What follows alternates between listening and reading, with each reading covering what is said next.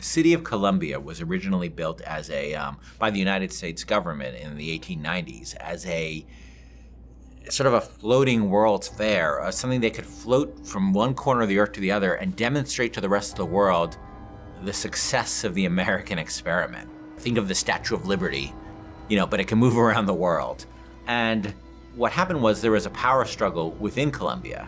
And this fellow who you'll sort of start to get a sense of in this demo, named Comstock, came into power in the city, and he had a bit of a different view. He had a more, extreme view of what the mission of America and the world is. And there were some people in the city who didn't like that.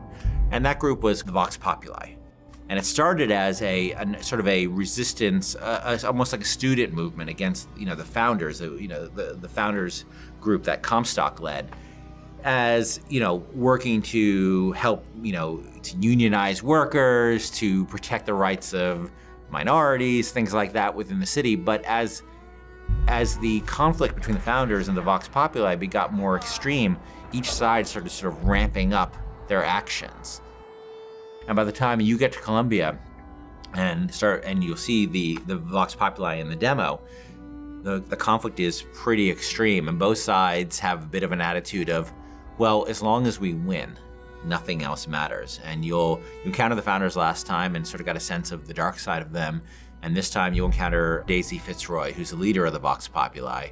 You'll hear her speaking, you'll see her people at work, and what they're doing is they're essentially cleansing a portion of the city, moving the founders out of a portion of the city, a rich part of the city, and coming in themselves, and it's not a pretty picture to behold. Sons of bitches! Monocle? What am I gonna do with that? Best if we don't draw attention to ourselves. Hey! It's just a postman. He didn't hurt anybody. It's DeWitt! It's DeWitt!